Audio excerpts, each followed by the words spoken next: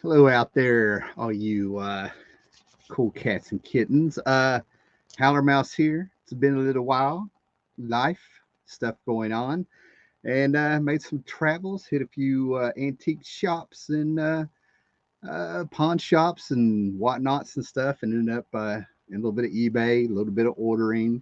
So I've accumulated quite a bit of stuff, and I'm pretty proud of it, as I usually am, because like I love finding stuff, especially for um, just for the joy of the hobby. And then also when you go out there and you like find a treasure where, where you're like, this might be worth a little bit. And then you get it to get home. And I'm not exaggerating. If this book was mint, it's a book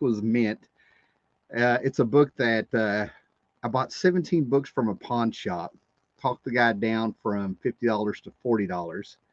And then when I got out to the car, I ended up looking this up on Comic Book Realm. And if this book was mint, it would be worth $900.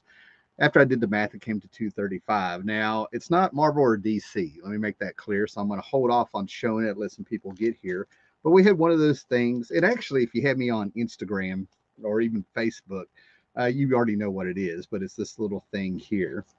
But basically, working a lot, trying to make sure we go out with the wife and stuff. Little Valentine's Day. I have my 50th anniversary, my 50th birthday coming up, which blows my mind because I was 37 years old when I started YouTube. So that's blowing my mind, and that's going to make 46 years of reading and collecting comics for me. You know what I mean? That blows my mind. So hopefully we'll be doing something special for the 50th birthday. That is quite a landmark. And I actually had people, even a family member, doubt that the way that I used to, I guess, live my life, even at a young age, that they were surprised that I lived past, I got told they'd be surprised if I lived past 30. So there you go. I'll win. But anyway, hope everybody's doing great. Hope you had a great Valentine's Day. Hope you had a great Singles Day, whatever, and out there and stuff. And hope everybody's having a great Sunday. Not raining today, even on a Sunday here, but still a great time to read some comics and a few things. And I'm actually going to be doing little bit of reading after this and stuff, right? So I want to show a few things off before we get to the major comics and stuff. But I want to show you a record. Um, I collect vinyl. Found this for a great price, and I actually found out, when it comes to hip hop, this is going to blow people's mind, especially the way that I talk, especially the way that I've talked about punk music and metal and rock and roll and garage rock of the 60s and things like that. I'm a lover of music. I played, if you can call what I did, being all self taught and stuff, more or less, played various bands playing bass from the time I was 17. And actually, I think this is 10 years since the last time I played in a band. I sort of got rid of everything. And just kind of called it a day, even though the show was great, the last one I did. But I hate even making it sound like we snuck in, but I was like 16 or 17, believe it or not. Places around here, we had clubs, and then back then it's a two hour 15-minute drive, but back then it was a solid 3 hours. Back in the late 80s, but you'd sneak into bars and clubs and stuff. And now that I'm older, I'm really kind of shaking my head like, were we sneaking in? But I found this. It's the Revenge of the X-Men. It's a hip hop duo, as you can see. I think this is from '88. Has to be. But anyway, yeah, that's right. They named themselves after the X-Men, and this was in sampling was a big deal back in the day and stuff, right? But snuck into a club in Roanoke, Virginia, around '89 probably.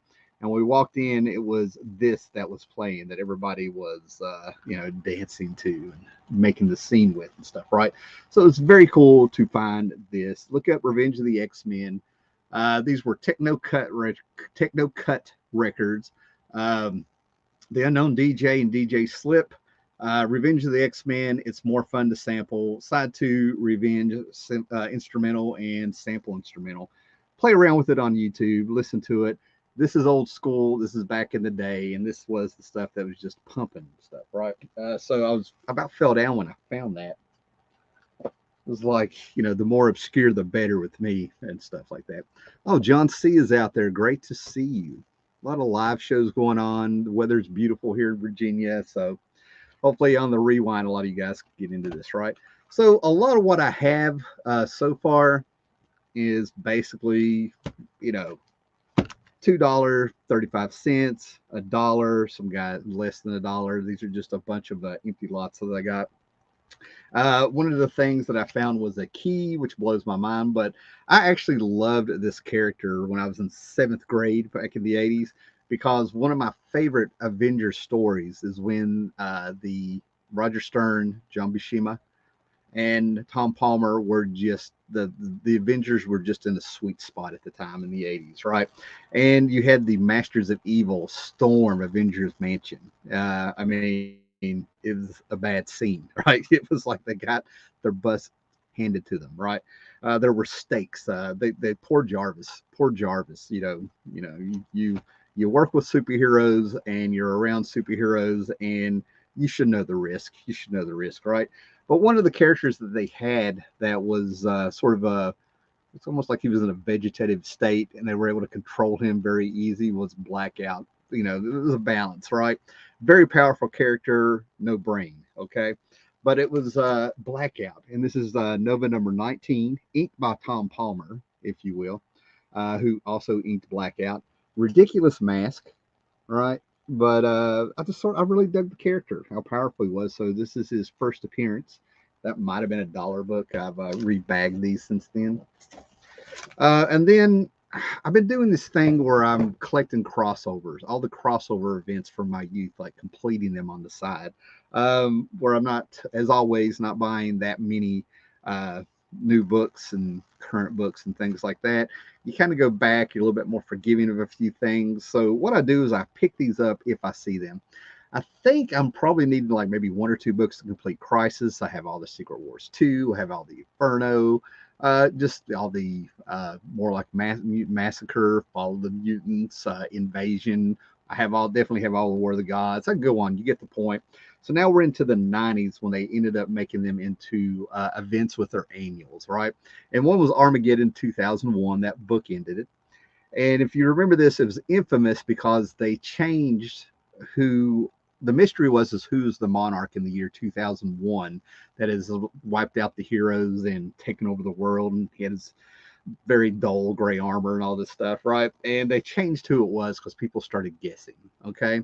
It was going to be Captain Atom, and they changed it to Hawk of Hawk and Dove. Go figure. But you had a character named Wave Rider that was touching heroes in their annuals, and we would see 10 years in there. And one that they messed around with, if you had more titles, the more titles you had as a hero, the more alternate futures you had. And this one is actually a fun book by Roger Stern, who I just mentioned with the Avengers. Tom Grummett doing some art, a backup feature, a great Dave Gibbons cover. But basically, it tackles the idea of yes, if you want to run for president in America, you have to be born an American. And this is the one where I think John Byrne touched on it with his run, but this one answers the question. Yes, Superman was born in America, especially Kansas, when his matrix chamber, his gestation chamber, if you will, opened up, and that was his birth. So he was born on American soil. So this was just fun. And what was so funny is that I'll show you in a minute, but I was kind of like, I need to get that. You know what I mean? I never really read it. After reading it, it felt vaguely familiar, but just a fun book from the 80s to go with Armageddon 2001. So am I setting out to collect all of that? No, but if I run across them, yeah, I'll just keep getting them, right? Fantastic stuff. Let's bring over the box. Okay. I think these were fun to find. Apparently, these were $2, right? But if you remember the 90s, okay, Tim Burton came out in '89 with Batman, okay, and then we got Batman the Animated Series that came out of it, and we had Rocketeer, and things were kind of going nothing like we've had since 2008 with the Marvel Universe and all that stuff, right? But in the midst of this, I think The Shadow could have been a better movie if they weren't trying to get that touch of Danny Elfman and Tim Burton from the Batman movie. The sequel to come out by this time. Alec Baldwin was the Shadow. Of going back to those pulp roots and things. And I kind of like the movie, and I have the magazine that came out that explained the movie. I have it on DVD. I probably have a VHS somewhere. But if you want the great story, this is supposed to be an adaptation of the movie, and it's better than the movie, and it's by Mike Kaluta, written and drawn by Mike Kaluta. Okay, so this is The Shadow from Dark Horse. It was a two-part story, and Mike Kaluta has ties to The Shadow going all the way back when DC had the license in the 70s. Okay, so just get this stuff. The art is amazing. It's Mike Kaluta. Just fantastic stuff, and there's just no doing justice to it. You need it in your hands to be looking at it, right? But yeah, that's a great find, and I've got enough Shadow now to where I think I need to get a little separate short box and stuff and get that going. That was a great find.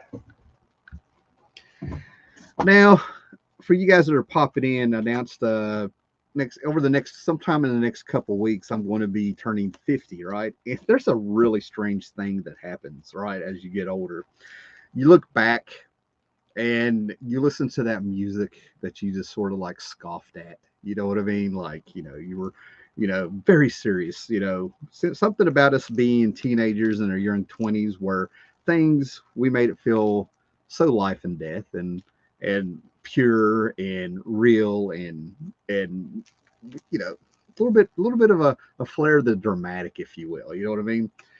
And then you get older and you go back and you're buying those records. You know what I mean? You want to listen to a little Chicago.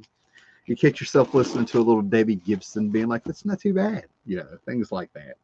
But the history, and then also you kind of do it with TV shows. All of a sudden, you're watching commercials and you're feeling all either nostalgic or soft, like, "Oh my gosh," "Hey, what's up, John Jones?" Right?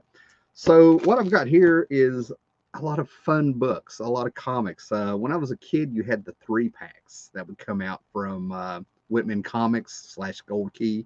It didn't really matter. It was 3 comics for $1, and you'd rip them open, and they felt kind of like throwaway books and stuff. And I found some of these, right? I'll show that one in a minute, right? But I've got a bunch of Gold Key and Whitman, and I freaking love this stuff. I really do. I love this stuff.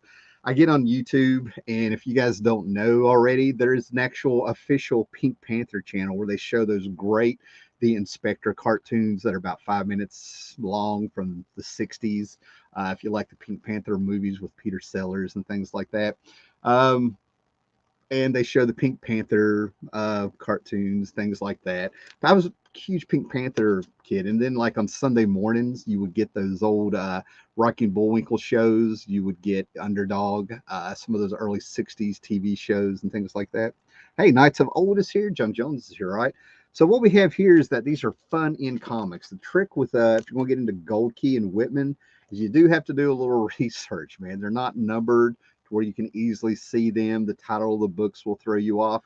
But I came in right at the tail end of Dastardly and Muttley.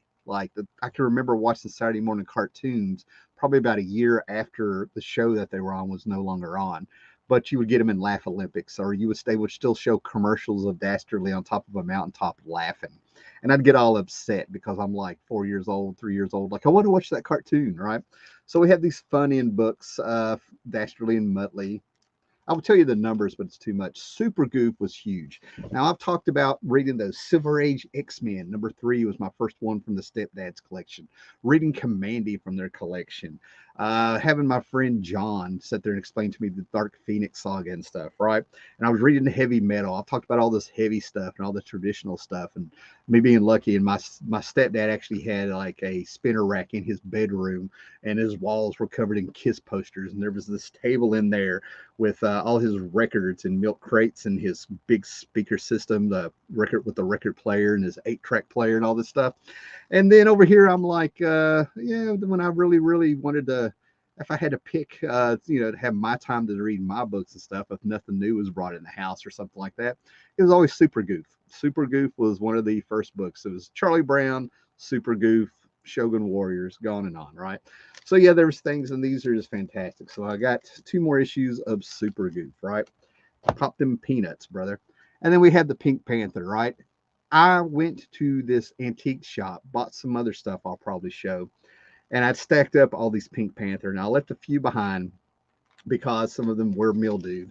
So I want to see when I'll show it to you, but I've kind of remedied some of that, right?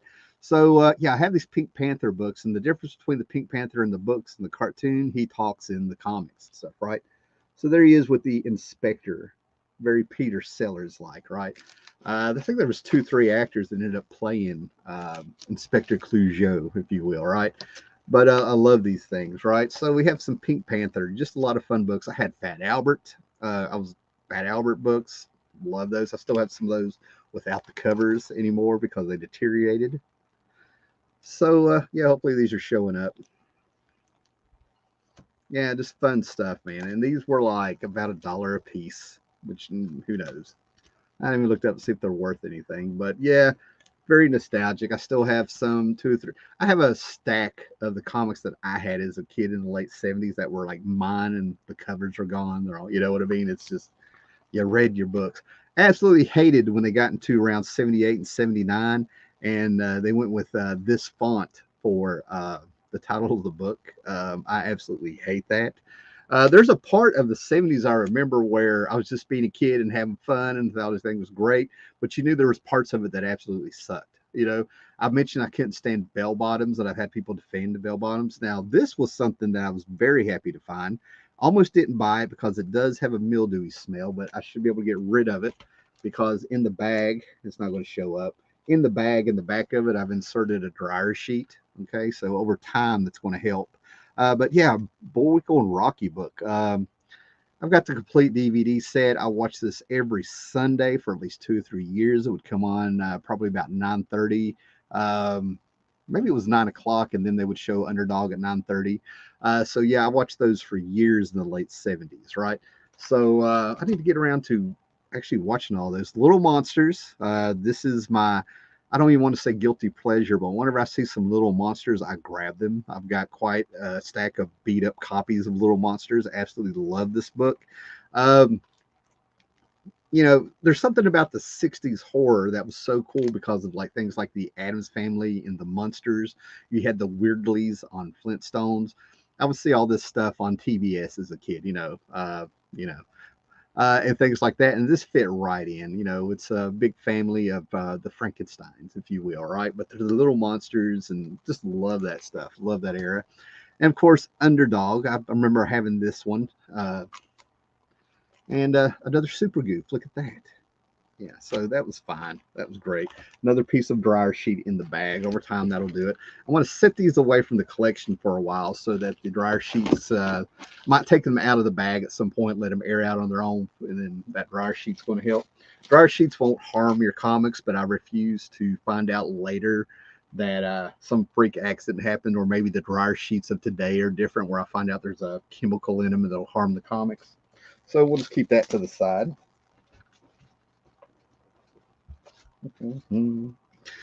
All right, let's see who we got here because I'm flying through this stuff, it feels like. All right, John Jones, good to see you, brother. Um, John C, man, be like John C. He's the role model here about liking, subscribing, and thumbs upping and everything, and hit that bell. Knights of Oldest here, great to see you. And all the non-speaking Pink Panthers are the best, just like Eon Flux. Yeah, and I have Eon Flux, I think, right over here. I bought all those comics in the 90s. You had Liquid Television. Oh my God, what was it? You had another show where it was the Head and Sam Keith's The Max. I remember the intro, man. It was like a freak show carnival. What can I not think of it? But they had all kinds of great stuff on MTV in the early 90s there. Man, it was great stuff, right? So now I want to show you something just to kind of get this out of the way. It's not that big a deal. Oh, anyway, another fun book I got was Mad Balls, number two in a 3-issue miniseries. And I'm gonna have to look this up because it seems like this had the it might have been this book or another book, but it had the Transformers effect. Transformers started out supposed to be like a 3 or 4 issue miniseries, and then they kept expanding it to where it just went ongoing. I think Mad Balls might have ran for a little bit past the 3 issues. Not that one. It's another book I have here in the stack, right? But this is the kind of stuff where Star Comics, where I I think, I picked up a book or two of Star Comics, but went on because, I'm a teenager and I don't read the baby stuff. Silly me, silly me, right? But anyway, here's some stuff I picked up for $5 at the side of it. And if there's some seasoned collectors out there, you might appreciate some of this. But first of all, this is in a record player bag. The guy offered to put it in a bag for me. He sold records, like the record. The same guy I bought that record off of.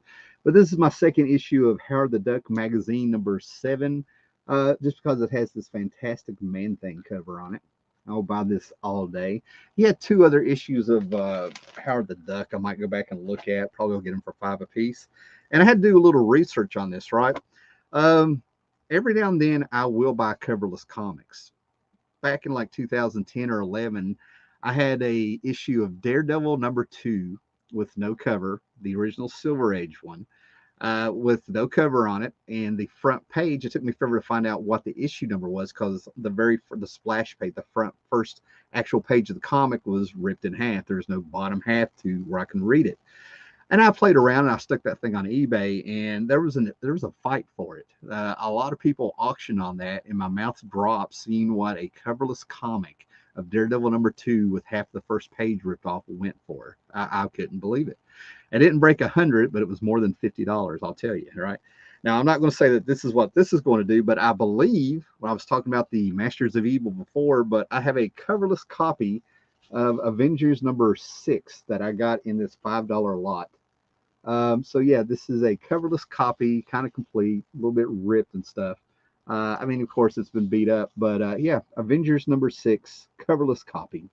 It's all fun, you know what I'm saying? Strange Tales from 1966, number 154. This should be some Jim Steranko goodness there. Enter the Dreadnought. And I'm pretty sure this is when Titans Class. This is that great Jack Kirby Thor versus Hercules annual with the hardcore staples in it, where they just stuck them right there on the side to make it feel like a bookend copy. Some all that for $5. Not going to complain. Good stuff.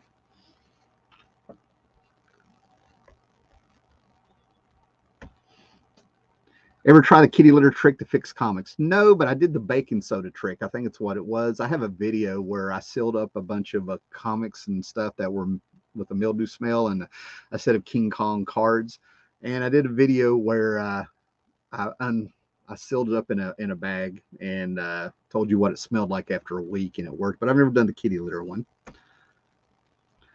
And did you watch any of the Shogun Warriors in cartoon format in your region? What was the early anime you saw as a kid? Mine was Battle of the Planets. Mine was Battle of the Planets. You had to get up Saturday mornings. It would be 6 o'clock, Johnny Quest. Lifelong Johnny Quest fan here. And then it would be Battle of the Planets. And then they had something called something like Force 5. Force 5 only showed in New York, Pennsylvania, and Virginia, which explains why I would explain it to people over the years, and they had no idea what I was talking about. That was its syndication, and some company or something bought 5 different anime shows from Japan and brought them over here and syndicated them, right? And it was Star Avengers, Manager, people were going to kill me, Manager G. I can see them in my head. Star Avengers was the big one that I loved. And then Showtime back then would show these 2-hour, I guess they were 2-hour movies. And now that I'm older, I realize they were probably episodes that they edited poorly to make it into mini movies. And it was usually like jet fighters, dog fighters, Man in the Iron Mask, had a little bit of a sci-fi twist to it. Real picky on it. Now, as far as the Shogun cartoon goes, I caught up on a few on YouTube, mainly Raiden, and they look like they were not from the 70s. I'll tell you what, so there you go. Yeah, good stuff, man. Anyway, so here we are. We got some Legion stuff. I'm a huge Legion fan, right? Put this. Oh yeah. One more thing before I get to comics and stuff, right? Let me get this out. I got 2-3 things here. Anyway, but I went ahead and I got this back issue magazine. Ordered it from Tomorrow's Publishing. That's actually about 2-3 hours from where I live. Mike Urey does the back issue, words from the 70s up, nostalgic Each issue does a feature, a theme on old comics, old interviews or new interviews with people who worked on comics. And this is mainly going at George Perez and Marv Wolfman and their Teen Titans and things like that, right? Then you have Alter Ego, where Mike Urey told me at a convention that he and Roy Thomas have a gentleman's agreement. Mike Urey back issue will do the 70s up, but they don't touch the Silver Age and the Golden Age. That's all Roy Thomas, right? If you don't know about these, they're you need to look them up anyway. But I found that Tomorrow Publishing on their website had a sale going on, so I got this, and thanks to reading this, I'm still bothered by George Perez passing away, right? But it's great what they have in there. They show you the issues, they have interviews and synopsis. I mean, just a labor of love in this. And it was thanks to this that I found out that I already had this in my collection, and I'm probably going to upgrade now, that there are 4 pages by Marv Wolfman and George Perez of Teen Titan stuff from 1983, but it was released in 84 in this comic that have never been reprinted anywhere else. Okay. And that is the anniversary issue of World's Finest Comics number 300. And here I am telling you this, because we know how huge this channel is, So I'm letting you all know this. So if there's any George Perez fans or any Teen Titans completists out there, they have never reprinted the 4 pages in World's Finest 300 of the Teen Titans. I would only get it if you're a completist or if you're curious, and I wouldn't pay a lot for it.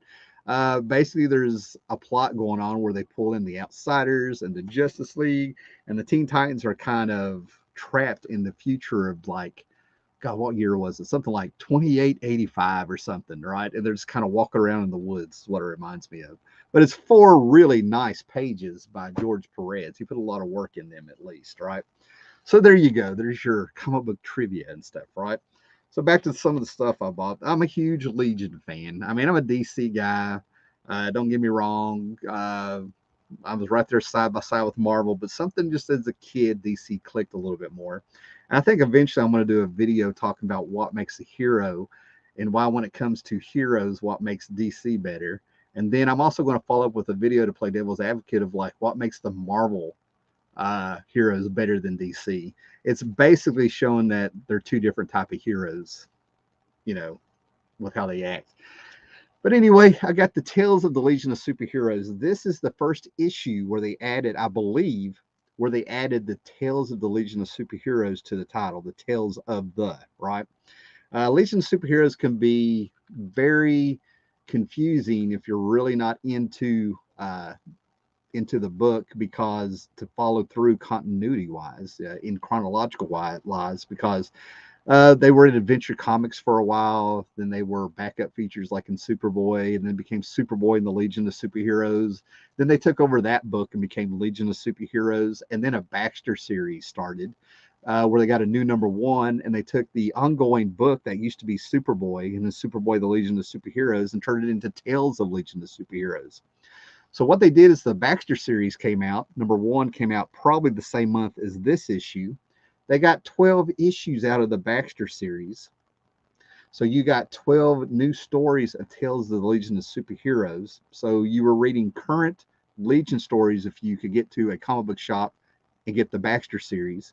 But you were still having to get this because there's 12 stories, 12 issues that happened before that one. Confusing, right? Then after those first 12 issues, this turned into a reprint story where it is now the Baxter series being reprinted a year after. Yeah, there you go. Did your eyes cross? That's the fun of being a Legion of Superhero fans. And then we get into the 5 years later, and then we get into 0 Hour, and yeah, it goes on, right? So I'm still a fan of the Legion all the way up to 5 years later, and then with Legion of Three Worlds and Jeff Johns bringing them back in action proper in the 2000s and things like that. Yeah, I can talk Legion all day long. So there you go. There's that. Then we go back, and this has a bunch of first appearances. If you're a Jerry or Gary, however you want to say it, I learned it by reading. Conway fan and a Steve Ditko fan. This is a Legion of Superheroes book with Steve Ditko art. He was actually on the Legion for a while. This is from 1980. Legion of Superheroes 272. And right around the corner is when Paul Levitz would start writing the Legion, and then Keith Giffen would join him. And the book, to me, has an era that I've said many times before. There's an era of the Legion of Superheroes where I would put it side by side with John Byrne, Chris Claremont X-Men, and Marv Wolfman Perez Teen Titans. If you want to go back 40 years with me, if you will, right? So yeah, just great stuff. Just get these Legion books as they come out. I've got a whole long box and 2 short boxes full of Legion stuff. All right, what do we got here?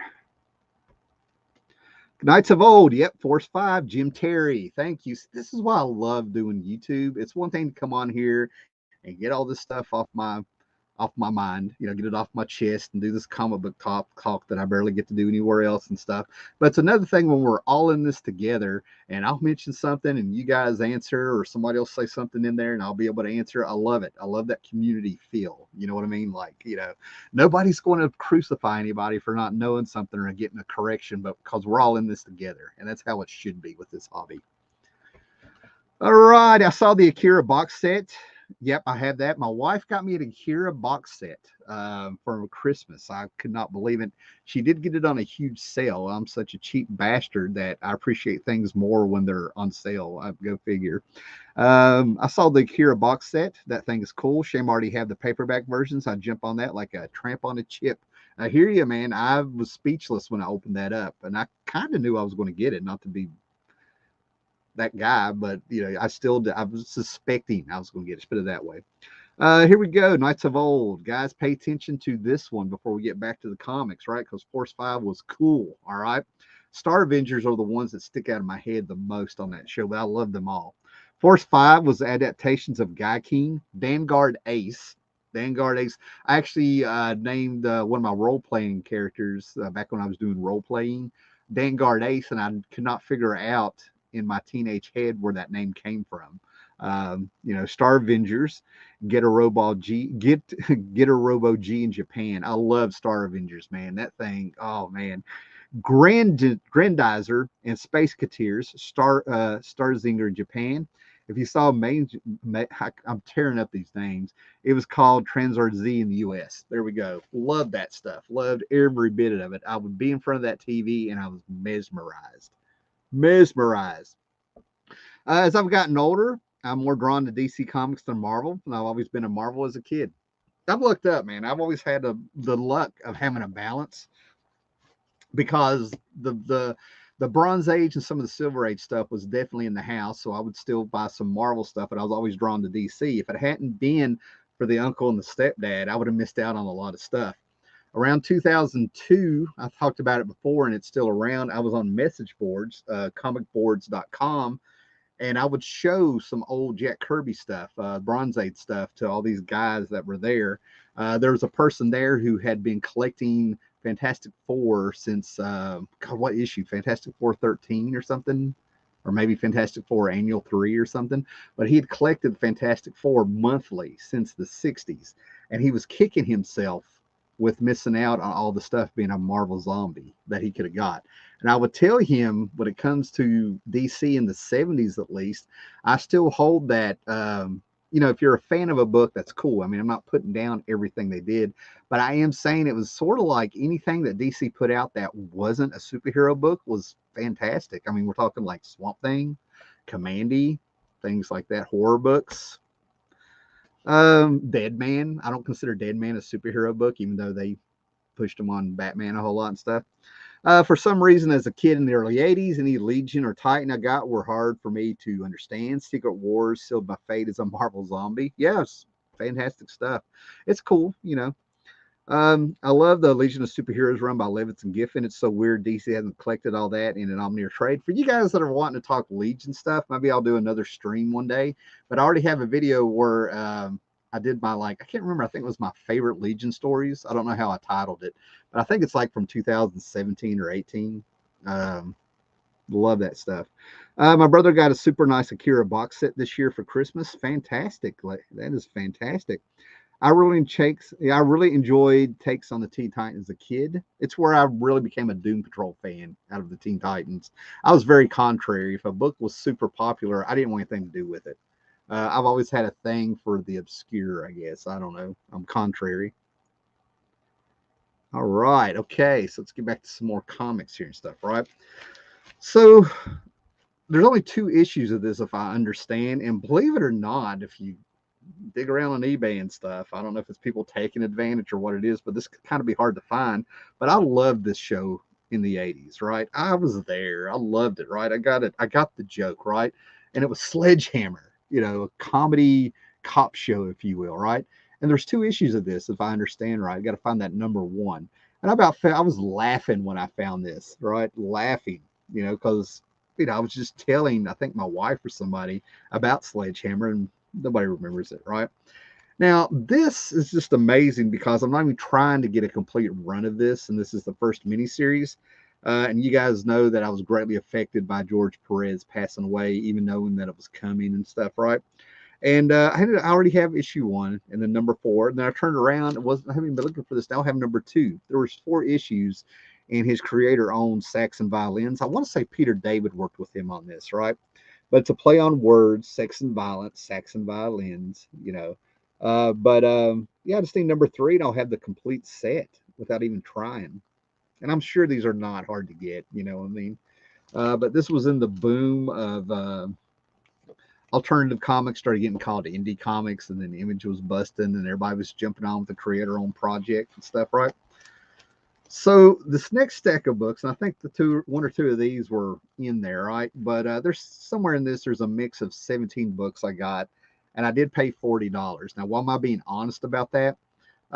Because times are changing, and you guys know that I always get a deal, right? I haggle them down. I was able to haggle them down, and my problem is usually if these guys start pulling up eBay prices, like I've made the whole talk, did the whole video about the place down the road's a thorn in my side because he's got all these comics, he's buying up all the collections in the area and all this stuff like that, and he lets you go through his boxes, and then they're not priced, and you get up there and he starts looking on eBay.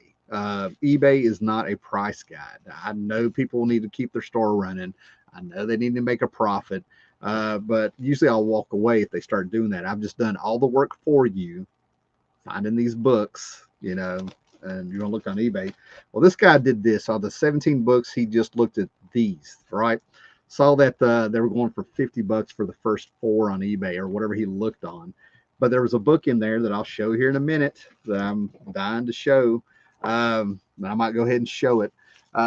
So he looked at these first four, and I knew the first one was worth $20 because I had the Zero issue and the other one, and the demand is not that huge. The Stargirl show hit the CW. It was on HBO Max first, then went to CW, and I guess they're showed it on CW. I have a Roku and I have HBO Max, right?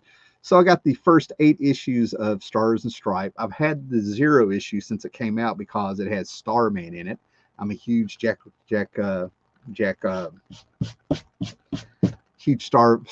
Robinson and Tony Harris Starman fan. And I remember these being on the stand, and nobody was really grabbing them too hard. Jeff Johns was not known. I think this is 1999. So yeah, I found number one, number two, and strangely enough, at Ollie's, I ended up getting a trade of these books, and I was surprised how close the TV show followed the books. So it was a pretty good adaptation. If I had read the books, it might have ruined the show for me. So Stars and Stripes, a lot of fun. You guys probably know the story, but Jeff Johns had a sister. If you read JSA, he did a cathartic story, if you will, with. But anyway, the thing is that he based Courtney, Stargirl, Star Spangled Kid at this point, based her on his sister who had died in a plane crash. Okay. So this is a special character to Jeff Johns. A little bit of Young Justice popping up there, little Captain Marvel. Yes, again, then turned into that. A little bit this. And then there's like number 12. I think there's only 14 issues. So we had those. That was kind of fun. And here's number 8. Funny thing about number 8 is still sealed in the bag. Okay. Still sealed in this plastic bag that came out because it comes with a second comic in it, Superman for the Animals. One of those, yeah, one of those free books to, be an after school special to kids to teach them lessons. Because you know how juveniles are delinquents. They don't have a heart. Yeah, we have to preach to kids because their parents won't do it. Yeah. Anyway, I've been a social worker way too long. Okay. So anyway, and then we have some more Star Comics, Silverhawks #3. My brother had these. I'll explain my house, right? I've shown you these comics. I've talked about my allowance and having to decide, am I getting a Star Wars toy, a GI Joe, a Master Universe? Plus, I got to get my comics and all this stuff. But we were poor as dirt, and my brother lived with his grandparents. So my brother got the Voltron toys. My brother got the Transformers. He got the Silverhawks. He got the Insectors. He got all the good comics. And I'm getting GoBots. If I can, you know what I mean. He got the Transformers. I got GoBots and stuff, right? So I would have some of the comics, and he would have the toys. You know what I'm saying? So now he's got a whole attic full of, hopefully his toys are still there from the 80s. The Voltron toy was the most majestic thing I'd ever seen, where it was actually made of metal. He had them all. It was amazing. So guys, I'm going to go ahead and show you the key book. Again, at one point I'm excited about it, but it is not a DC, it is not a Marvel book, okay? And I was blown away with how much it would have been worth if it was mint, okay? Let me see what we got here. Oh, Lady Fantastic here is all over this. Lady Fantastic, I love the Teen Titans and X-Men crossover. I've been doing these videos a long time, and I can probably get it out of my signed books, but I have two-ish copies of that Teen Titans and X-Men crossover. Chris Claremont, Walt Simonson, Terry Austin, okay? So I had one that's in pretty good shape, and I'm like, you know what? This book's creeping up on 40 years old. I might want to get a reader's copy. So I kept an eye out in these cheap bins to find one. I found one that was a little bit beat up, and I didn't open it up for a while, right? This is probably like 2015, 2016. And I actually would like toss it across the room every now and then when I would start rearranging things in my room. Well, I finally got around to reading it, and my mouth about dropped, because back in the day, the proper way to have a comic book signed was you open the first page and they would sign the inside of the book, not the cover like they do now. And fans have pushed them to do that, okay? A lot of Jim Steranko and a lot of guys will still refuse to do it if it's not their art on the cover. La la la. They're not the ones to work on it. So, Lady Fantastic, what happened was I finally got around to opening the book that I got out of a dollar bin because I wanted a reader copy, a little bit beat up and stuff. And it was signed by Chris Claremont, Walt Simonson, and Terry Austin. I've met Walt Simonson a few times. I think I took the thing to Baltimore, maybe Heroes Con. He was there one year, and it is confirmed those are the real signatures. So I looked up. Then we got here.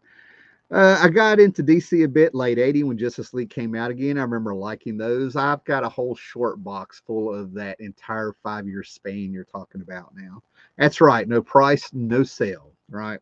Justice League International in Europe was fun. Yep. I've just got I'm getting the Justice League quarterly, and that should complete me on that era, right? I've got those monthly. I've got them signed by McGuire and Keith Giffen. Yeah, Lady Fantastic. What we got here? Thanks, man.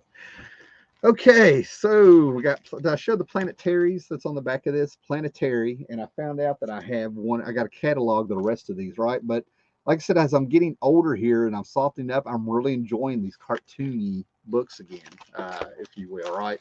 So let me put these to the side. I'm going to go ahead and show the big book that I got. I hope not to disappoint anybody. I hope I didn't make it sound hyped up. And if you have me on Instagram, you already know what I'm going to show, right? So 1968 was a much more innocent time, guys. I'm not saying there weren't things going on with the grown-ups and stuff. You know what I mean? But there's a lot of things that people could say back then that they just didn't have that dirty mind like they do now. You know, and things evolve and people do it. And I'm not against it. You know, I've been 12 years old and thought some things that, kumquat. When I heard about the fruit kumquat on Sesame Street or something, I was so offended. That sounds so dirty. So 1968 all the way up to at my first access with the internet was probably 95 or 96 with the dial-up and all this stuff at a local library or something. Anyway, so the internet comes up, and I started seeing eventually over the years people would have like unintentional dirty comics, controversial covers. There's an issue of the Rifleman where kids carrying a log and, you know, the cowboy is sitting there right against the log looking at them. They're smiling at each other, and it's talking about wood, you know, the gunfighter or whatever it is, and things like that. There's a issue of Archie Comics where they're talking about a pearl necklace, if you know that, right on the cover. And this is one of those. This is Betty and Me, number 16. I did the math, comes to 235 is what I paid for it. And I got home and I was all excited because I knew this thing was going to be worth like maybe 80 bucks, maybe 100 is what I was thinking. Um, and it turns out it's the Betty and Me infamous cover that I've seen on multiple websites since the dawn of that, not the dawn, but my beginnings of trying to look up comic books and stuff online. But if you see this, here's the joke. Three guys are sitting there seeing stars and everything in the water. Archie is carrying Betty out of the water. Archie, did you have any trouble rescuing me? I sure did, Betty. I had to beat off three other guys. So I get out and you can look on my Instagram. You go to mycomicshop.com and stuff. I've already had one guy who says, who I think supposedly, or some, I've never really interacted with him. I'm part of a Facebook comic book group or two that's very small because we actually know a lot of the people on there. And stuff. Started with a bunch of friends and it's kind of grown a little bit over the years.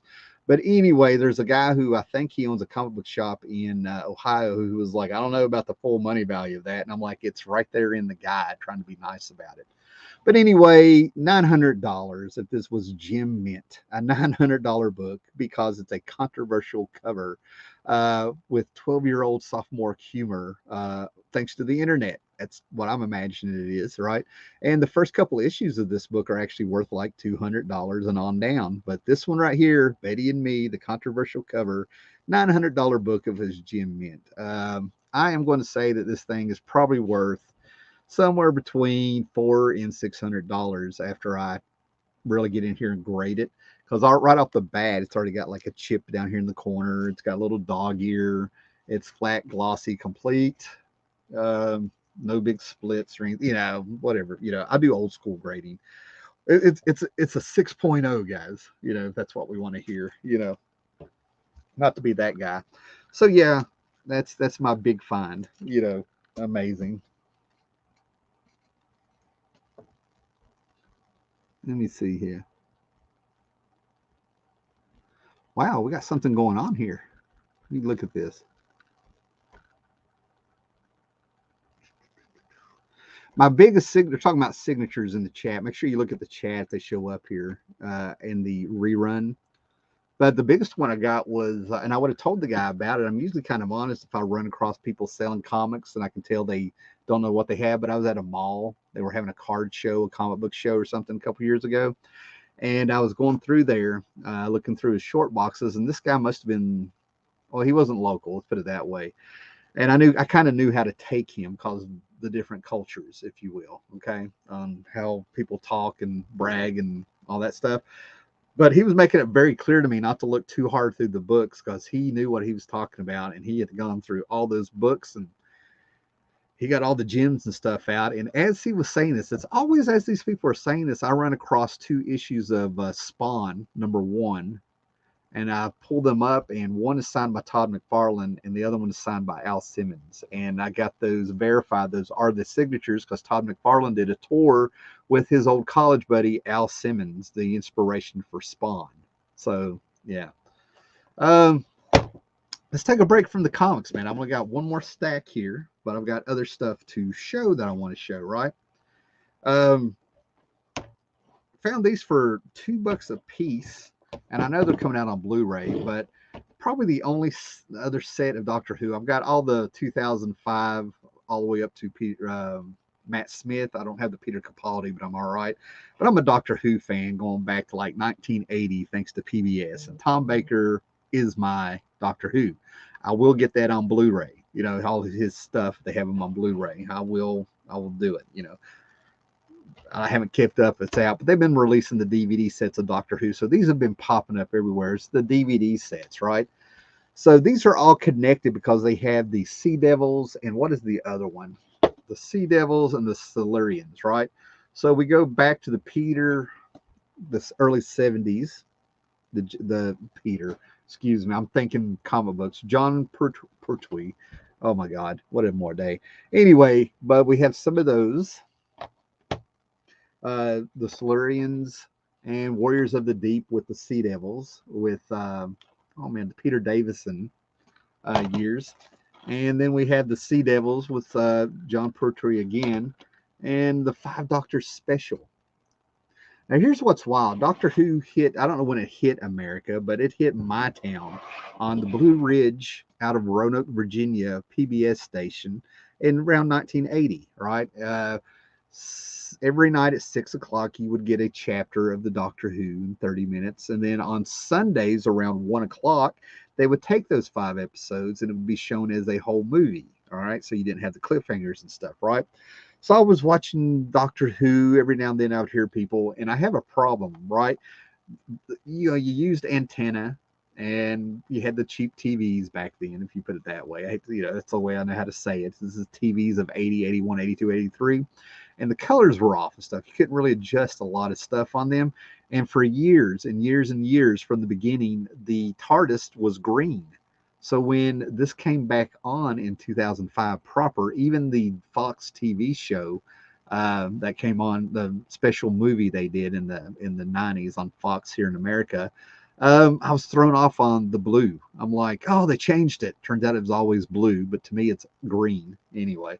But in 1983 and stuff like that, it really amazed me that everybody actually, the town was empty. The town had emptied. I asked to go get some hot dogs and stuff so I could get home and watch this special where they had the five doctors at the time. This was a big deal. They actually advertised this on other channels somehow, or in the TV, the local TV guides and the newspaper and stuff, or whatever. This was like a big deal, and I was ready to go. I had talked to very few people about Doctor Who, and I was like 10 years old when this came out. And I remember the town was empty. And then when I went to school on Monday, it was a weekend thing. Went to school on Monday. Everybody was talking about this. I found out tons of people were Doctor Who closeted fans, if you will. You know what I mean? It's like they don't talk about their sci-fi. I've always been really aware of the stigma, as I've said many times here, of comics and now with sci-fi and stuff like that. So it turns out the Five Doctors, tons of people were watching Doctor Who.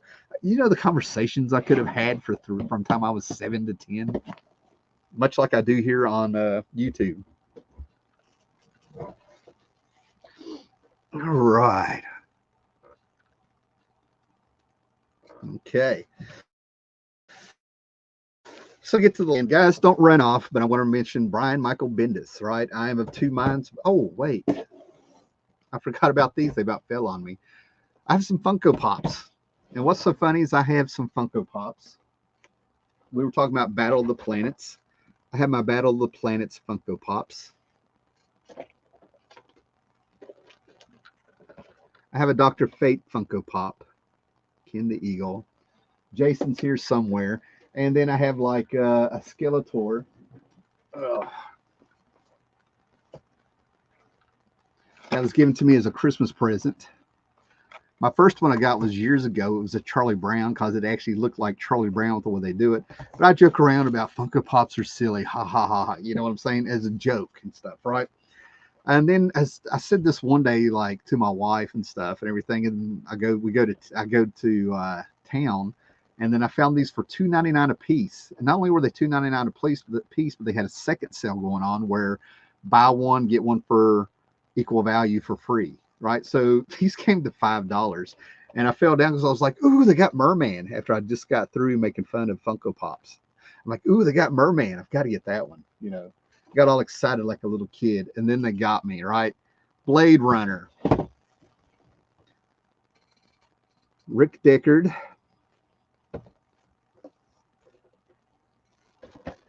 Pris, and Mr. Tears in Rain, Roy Batty.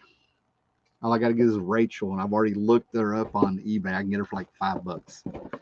That's all for the Blade Runner one. So the Funko Pops got me with Blade Runner. I go back and forth with several movies about what's my favorite, and Blade Runner is the one that I have it on Laserdisc, I have it on VHS, I have the DVD director's cut and final cut set and combination, and then I have the Blu-ray. I have the comics. I have 2 copies of the Marvel Super Special adaptation of the movie.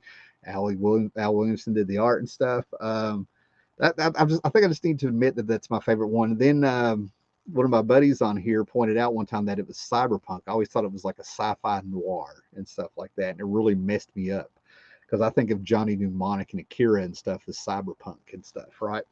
So yeah, I think I just need to admit that's my favorite movie. But I would love to be able to do a video proper one day where I've said this on Facebook. I've had the discussion on Facebook where 1982 has got to be one of the greatest years of movies that ever came out.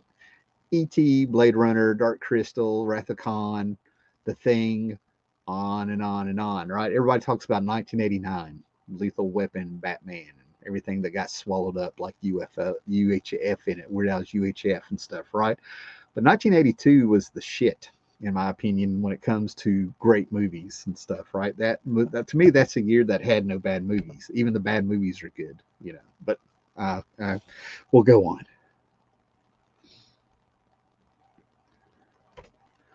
Knights of Old. I went to Funko Washington, I'm assuming.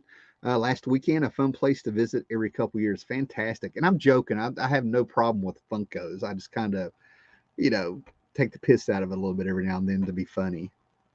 In my opinion, Bendis run at DC should have been on Detective Comics, but not Superman. I'm going to get to that, John. We're on the same track here. Definitely on the same track. 25-foot Godzilla Funko is pretty awesome. A 25-foot anything of Godzilla, I could see that being awesome. Blade Runner is my top 5 movies of all time. Yeah, I mean, I catch myself when I saw the Blu-ray of it. That was when I was able to really appreciate the Blu-ray, if you will. There was things that I have seen hundreds. I'm not exaggerating, probably hundreds of times. And when I saw the same images on Blu-ray, I was just blown away. Like it was a whole new movie. So that's what really brought me around. Scott Connor really got a kick out of me acting like that because he was telling me to get the Blu-ray for years. Thank you. Here we go. So Bendis, right? I'm telling you, man, anytime you bring up Bendis in the stream, if you were seeing things through my eyes, or a lot of times you bring up Bendis, he's a very, you know, some of the stuff he has done is just like sickens me. You know what I mean? Like when it comes to comics and stuff and what he's done, right? And then you have a lot of people who are like, well, he did Ultimate Spider-Man, and I can't give him full credit on Ultimate Spider-Man because basically in the 60s they created that issue to issue. You know what I mean? Whoever created what, I'm not going to have that discussion, right? Ditko, Stan Lee, John Romita, on and on and on, right? So Bendis had the puzzle, okay, a completed puzzle of Spider-Man, and all he did was able to take that puzzle and rearrange the pictures and somehow make a different picture. I'm not saying that to a lot of people that is their Spider-Man, and I'm cool with that, you know. But that's not what I think is his best work, and a lot of people try to throw that at me. You know, his Ultimate Spider-Man. What gets me is he writes cops, right? When he writes cops and detectives and things, right? John Jones sat there and said he should have been on Detective. I agree with him. He should have been writing Gotham Commissioner Gordon and the Gotham City Police and Harvey Bullock and all that stuff, in my opinion, because his superhero stuff is just horrendous. I don't care what anybody says. I mean, raise your hand if you've like, you know, what's those classic stories from the Legion of Superheroes that he did, that they, you know, it's horrible what he did to. That's already forgotten about in my eyes and stuff like that. I don't hear anybody talking about that stuff, right? But the book that I take up for him for is Powers, right? And I've gone through my collection and stuff, and I had the entire first set. There's like 4 volumes in Powers Bureau in an annual or 2 or something like that. It went from Image to Icon when he was like writing everything at Marvel, writing everybody out of character, doing this minimalist storytelling. And the guy does not know the history of these heroes or how they're supposed to act. So he's like, they're scrolls. That's supposed, there's a reason they're acting that way. La la la. Then he goes to DC and it all bombs there and stuff, right? And then when you bring them up, people like, I would actually have people, I could watch my number count dip when I bring out Bendis, and people would come back to see if I'd stop talking about him. But Powers is the book. The Powers is the book. Christian Walker, Deanna Pilgrim, 2 detectives, I think Law and Order, Okay, you know what I mean? Like a little bit of, feels a little Law and Orderish, if you will, and stuff, with just the detective side of it. And Christian Walker is an immortal that you come to find out, and he's just a superhero because that's the role of the times. He can only keep the memories probably like for 75 or 80 years at a time, and then he kind of has to rebuild who he is and stuff, right? He loses his powers, he gains a power. I don't want to lose anything, right? So you have volume one that was through Image. Volume two might have been through Icon. I'm not sure. Then it turned into Powers Bureau. Then they came back with another Powers through Icon, and I think they're at Dark Horse now or something. But I'm getting the first 4 volumes completed in that Powers Bureau, and I think Powers Bureau is just 12 issues, and Powers Volume 4 maybe 12 issues, and I don't know what's going on after that. I've heard they went to Dark Horse or something. Who knows? But I'm getting the actual floppies issues and stuff because I already have so many of them and stuff, right? But this is the good stuff that Bendis writes. Now, as I've said this, I've read the complete volume one, volume two, scattered issues after that here and there, and I'm cool with it, right? What it is I pick up on the themes. He pulls, if you read the letters columns, he had a great letters column in there where he was pulling from emails and handwritten letters and stuff back in the 2000s. This book's been around for like 23 years, and PlayStation or something had its own channel that you could pull on a PlayStation 4 or 5 or something. Y'all let me know. Might have had a channel you could stream. I don't know. And they made it a TV show, and right off the bat, they miscast everybody. That's one of the big reasons, that budget reasons, I think. It didn't go anywhere, right? Like The Boys and stuff, right?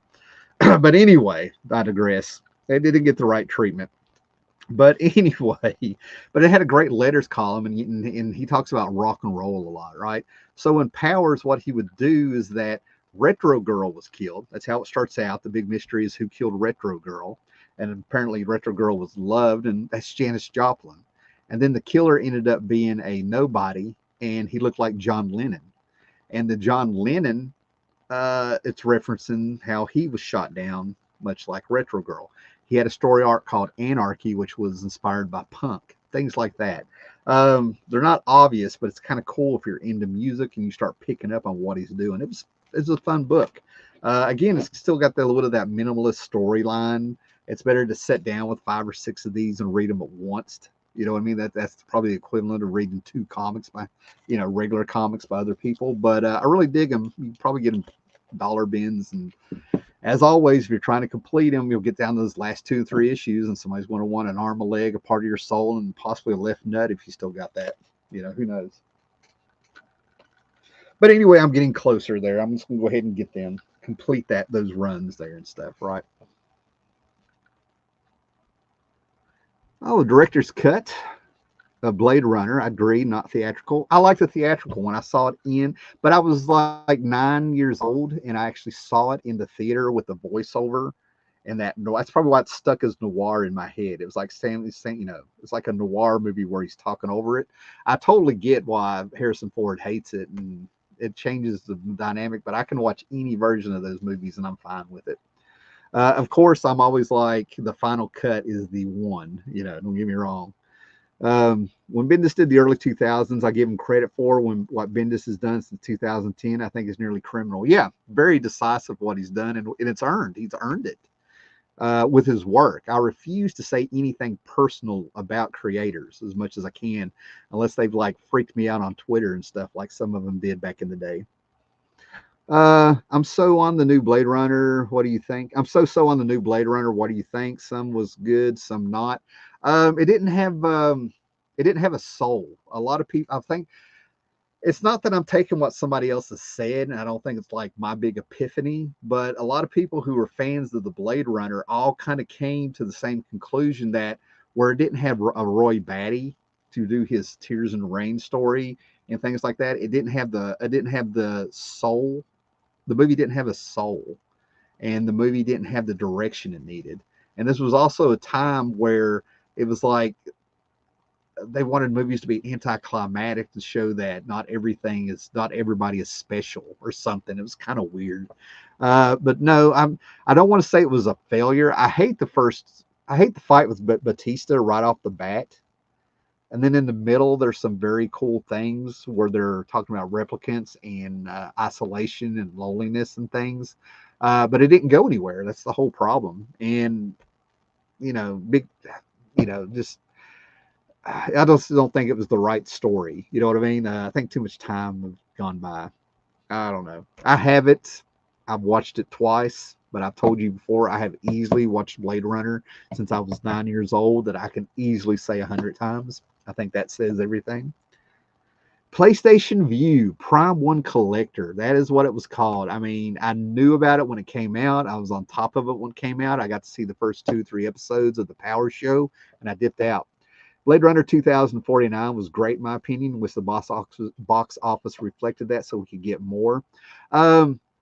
Yeah, again, now, what I just said about the Blade Runner 2049, I mean, if you think it's great, I got no problem with that. You do not have to defend it, and I do not mean to offend. Just my opinion on it. But yeah, it'd be great to have. Now, there's some Blade Runner novels you can get, and I mean, I've got some of them. I need to dig them out. There's some more Blade Runner comics that have come out. So I don't know how the continuity is with all that stuff. All right, Eric Breen, what's up? Breen is here. Okay, guys, so we're at the last stack here, man, and I got it's almost 4 o'clock in the afternoon here, and I still got things to do and things to read, but I've enjoyed this time, so let's get through this. First thing I want to get is that, believe it or not, this is my second comic book adaptation of this story, but I had to get this one because it's Bill Sienkiewicz, and the other one I have, Marvel had a little line of comic book adaptations, I think in the late 70s, like The Island of Dr. Moreau, and they also had Moby Dick, and I've got them somewhere, right? But this is the classic illustrated by Bill Sienkiewicz. And it blows my mind that you have a huge novel like Moby Dick that could fit into this much story. So this should be interesting. And Bill Sienkiewicz, of course, he's the one to do Moby Dick, right? I have Bill Sienkiewicz on Facebook. I have he has a YouTube channel where it's shot kind of documentary style, where somebody's interviewing him. They're showing him working. It's been going on for years. I'm kind of surprised it's not bigger than what it is. So it makes you feel like you're well versed in Bill Sienkiewicz and stuff. And I actually got to meet him at a con, and I was able to tell him that his work makes me feel the same way as when I see H.G. Geiger. I was like, I hope you take that as a compliment. He was like, oh yeah, man, very nice guy to meet and stuff, right? But moving on, going back to these pulp stories, 2 of these books I already had, but this is where I'm at with reading the series. But there was a Vertigo series in the 90s that I should have been on top of. I got the Sandman Mystery Theater, Midnight Theater one-shot where it crossed over with Neil Gaiman's Sandman, okay? And it was a prestige shot one-shot. It's up here probably right there where I'm pointing my finger on the shelf here. That's a graphic novel of Grendel from the 80s.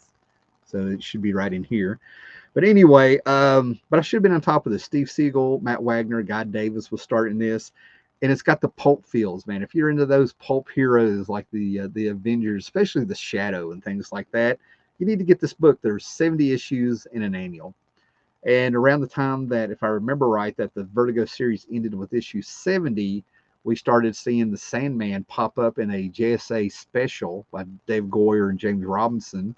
I want to say about Wagner, probably wishful thinking, but we see how in the year 2000 or 1999, how Wesley Dodds, the original Sandman, passes away. Okay, and it was so appropriate, right?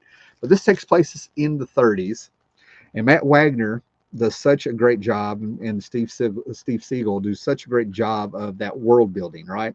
I wasn't around in the 30s. They weren't around in the 30s, and they do this fantastic way of making it feel, grimy, dirty city, lots of people.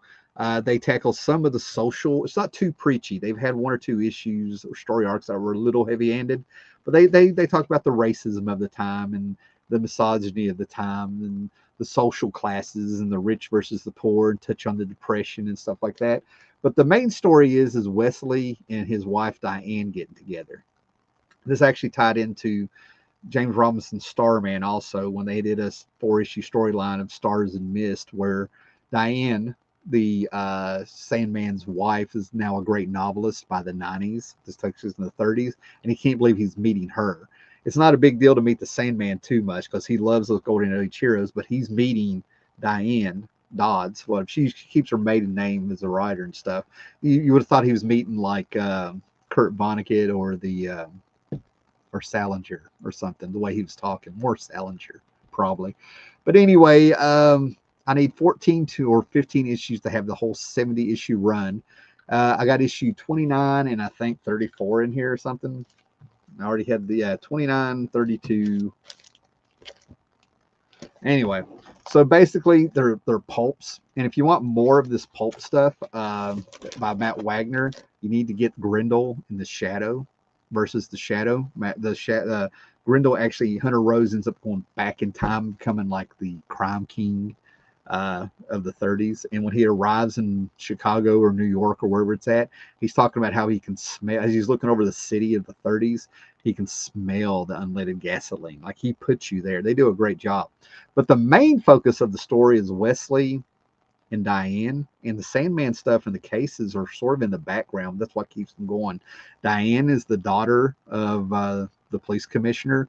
Wesley Dodds is the rich playboy billionaire who has returned after years and years of being out in the mysterious Orient. Okay, I mean, very cool stuff. But he talks like the Shadow, and he appears with his gun, and it's he gets in there. Some great stuff, right? But it's mostly about Diane and Wesley's romance and stuff. And they do a really good job, especially in this one, Man of the Hour. You find out that Hour Man and Sandman met each other before he really became the Hour Man, and it explains why he met in the late 30s, but we don't see Hour Man until the 40s. It explains some of that, right? But it's good stuff, man. But some of the stuff, like in this particular story art, Diane and Wesley are really falling together, and she's like, hey, won't we pull over this car right here on the side of the road? And he's like, scandalous and all this stuff. They play around with some of the adult themes and how grown-ups actually act when they date. But she's writing some of this in her journal as they're talking about it. And I'm really fascinated with how she's like, he doesn't really talk to me like other people do. And what he's getting at is that Wesley in the 30s talks to Diane like she's an equal. And he doesn't use baby talk or call her those sweet little words like baby and honey and tomato and stuff like that. She's finding other things more endearing and seeing how he's different a little bit and stuff, right? It's a cool journey. It's a great book. You can tell I'm excited about it. I rambled a little bit, but there you go. But I'm now up to, I think I have the complete issues from 1 to 40. Then it's scattered all the way up to issue 70. Issue 70 is in here. Something, thanks to eBay, 66, 67, 68, 69, 70 are hard to find, and they're the print run probably went down as the series was ending, but of course those eBay prices jack it up, and I was able to find the last issue, number 70, for $3.50, which I thought was a fair price. It had a buy it now option. So I also have issue 70, and I'm just needing, I don't know, 14, 15 issues, and I have them all. Very enjoyable. Another Legionnaires book I had. This is my second or third copy. I'll get this all the time because why? It's an Adam Hughes cover from the 90s, right? I've always talked about niche collecting. There's a lot of people, they get the headlight covers. You know what I'm talking about, the headlight covers. They get the intentional bondage covers. They get the shark covers, things like that. There's themes to covers, and they just buy the covers. Well, there are people who will just buy up the Hot Chicks by Adam Hughes covers, right? And it's Dream Girl. This is from 94. So this is Legionnaires number 16 by Adam Hughes. If you see an Adam Hughes cover, you might as well get it because you'll always find somebody that will take it off your hands and stuff, right? Let's do some books that were hot for a minute.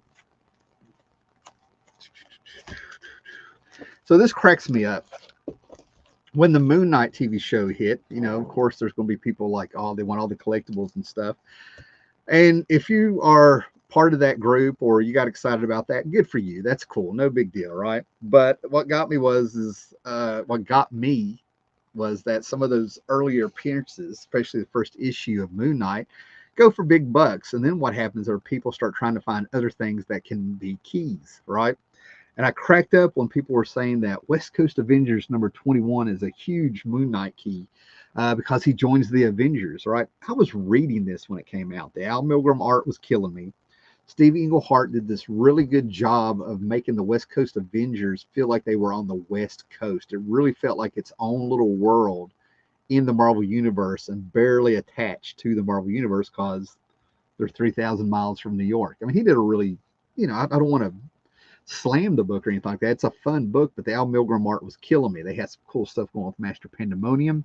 But when it came to Moon Knight had an identity crisis in the 80s, guys, right? Moon Knight started out as a monster hunter with silver weapons to fight werewolves. Then he popped up in the Defenders. Then he had a backup feature by Doug Munch and I think Sienkiewicz and stuff in the Hulk magazine. Then he got his own series and he had 3 secret identities, things like that, right? So by the time Steve Englehart gets a hold of him and brings him in the Avengers for, I don't know, might have been a year, if that. But he writes him like he's Batman. Like the team is meeting and you see Moon Knight back there standing in the dark at night, standing in front of the moon on top of a building, brooding down on them with palm trees underneath them. I was just like, oh God, this is cheesy. So this kind of cracked me up. Now, this is a roughed up little copy. And what cracks me up is that issue 29 with another Moon Knight cover here. He's been part of the team. This is mint. I found the one that people want to say is a key where he joins the Avengers, beat up, but I find a throwaway issue that's should be in a 50-cent bin, mint, part of the same collection. I was like, damn. Cracked me up. Prime Collector 1. Bill's YouTube channel is a gem.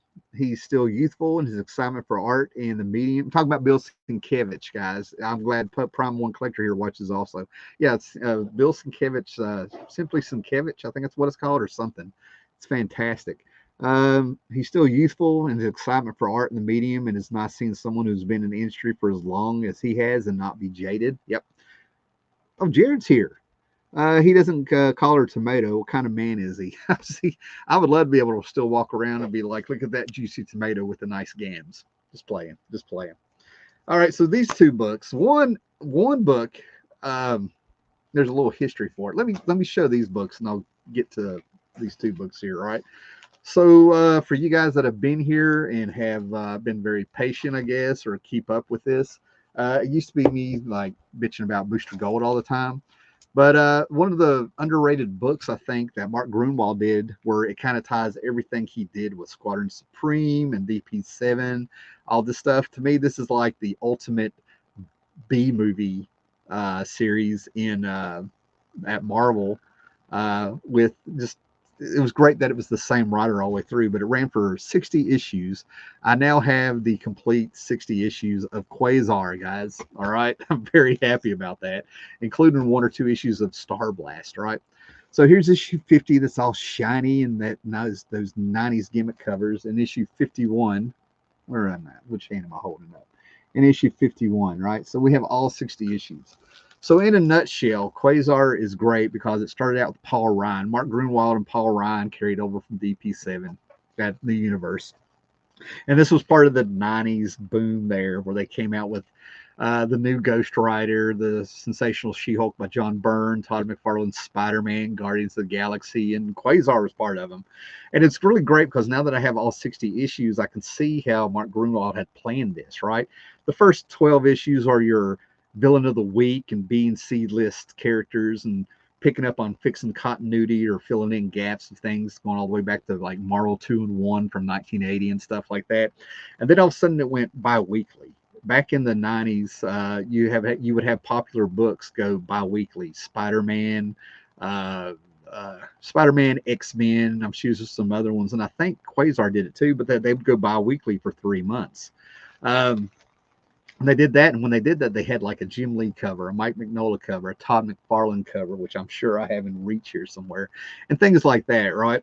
And that's when it was like getting all starting to find its identity and getting more and more cosmic, right? And then by the time they got to the 20s and Greg Capullo came on the series, it was like full on Jim Starlin cosmic stuff all the way up to the issue 30 and stuff, and playing around with things. And then all of a sudden around issue 31 or 32, Quasar entered the new universe, and we see what's happened with the new universe since all the comics were canceled and stuff. And Quasar gets the Star brand, and then the rest of the series is all about the Star brand. And he pulls in books like characters like Squadron Supreme. They'd already been there since the teens, I think. He started pulling in the Squadron Supreme with the work he did on them, their 12-issue miniseries and the graphic novel where their universe was destroyed. He pulled in Buried Alien, which was a speedster who couldn't remember anything except that he keeps saying Buried Alien. He secretly brought Barry Allen into the Marvel Universe. He started playing with cosmic entities. Eternity had Infinity, and then he brought in one called Oblivion. Started playing around with some major stuff there, and then out the whole and he pulled in his DP7 stuff a little bit. So he played around with everything that he had done and connected them and had them all these B and C and D list characters having things going on. Makes for a great fun read, and it's a comic. It's comic. It's a comic book. You know what I mean? Like you say these things out loud, and you're like, I don't know, man. All right, so it's good stuff there, right? And then Total Chaos. I'll talk about my Titans, but by the time we hit the 90s, it was getting kind of hard here, right? I talked to Marv Wolfman around 2013 or 14 while I was standing in line to see George Perez. They were all at tables together. And we talked a little bit about Total Eclipse that he did. He said that was a favor for a friend. None of those characters should have been together. And then out of the blue, he just switched over to Teen Titans and admitted he stayed on the book way too long, which would have been around this time, where we had Total Chaos going through Deathstroke, the Titans, and Teen Titans debuting during all of this, right? So I had all chapters of Total Chaos when they came out, gotten rid of a few of them over the years, and I'm just completing that story arc now. What's very cool though, man, this is Kevin Maguire art for you Kevin Maguire fans from his Justice League stuff, right? So let's hit with, I don't know, modern things, right? James Gunn announced all the movies and Marvel movie stuff that's coming on and all this stuff, right? And talk about collecting what you love. If you go to my Instagram, I pulled out some of the key books and stuff thanks to the first Gods and Monsters section plan of their 10-year plan with the DC movies and TV shows. He announced 5 movies, 5 TV shows, and people were like, either, oh my God, he's doing Authority, or they were like, who's the Authority and stuff. And odd books were coming out, right? So I had a bunch of that stuff. You can go to my Instagram, scroll down a little bit, you'll see the Batman books, the Authority books, Stormwatch, and things like that. But what cracked me up is I found in a dollar bin, and I've seen it for months, Stormwatch #1. For some reason, Warren Ellis led up to the Authority when he took over this book. Stormwatch was issue 37 to 50. Okay, he did Stormwatch. It ended with issue 50. Then they came out with volume 2 of Stormwatch, which was like 9 issues. And then what he did towards the end of the volume 2 is that it led to the Authority because a lot of the Stormwatch characters got killed. He already got rid of a bunch of them, just had them fired by the United Nations, started bringing in his own characters that would end up being the Authority. And what happened is that nobody saw this coming in the 90s. That's why I didn't order it, man. But like companies were having little crossovers and licensing and all kinds of deals going on. These were dime a dozen back then, right? Superman versus aliens, right? Batman versus Predator. Image Comics with Mars Attacks and stuff, right? And all of a sudden they're announcing Wildcats with aliens, and nobody, even at the comic shop, realized it was really Ellis when it was coming out. This stuff was these crossover little mini events, Magnus meets Nexus and stuff, right? It was just, at the time, there was just a ton of these little crossovers coming over, right? Little did we know that this little gem would be super popular because Warren Ellis used this to kill off tons of Stormwatch characters to help lead in to the Authority. So Wildcats Aliens one-shot special. There's 2 covers. This is the variant. And what got me is that it's Warren Ellis, Chris Sprouse, and Kevin Nolan inking him. Kevin Nolan inked the Superman Aliens that Dan Jurgens did a few years before that. A big Kevin Nolan fan. His style's so unique and stuff, right? So yeah, for $1, I found this. I found this on eBay. Lucked up getting the price because these things go for $20 and up, I think, at the time I was looking at it. And then my comic shop and a few other places I was looking. Again, arm, leg, a sole, and maybe your thumb, one of your thumbs, if you'd really want it. So I was really great. I had this in years ago. I think it was either Comic Quarter 410 Charlton 66 or both probably, sent me a couple of trades that I have right over here, making up my Stormwatch stuff as I was getting the books again. And my Stormwatch number 37 is signed by Tom Rainey and stuff like that. And I've got the alternate covers and all kinds of stuff, right? So that's the fun stuff, guys. All right. So thank you for joining me on this Sunday afternoon. And I hope you guys enjoy, at least here in the States, your holiday tomorrow. I'm probably going to go into work, get some stuff done. And I got a few things to do this afternoon. I'm actually going to try to sit down and read. So you guys have fun. Thanks for everybody that's popped up here, and be excellent to each other. And later.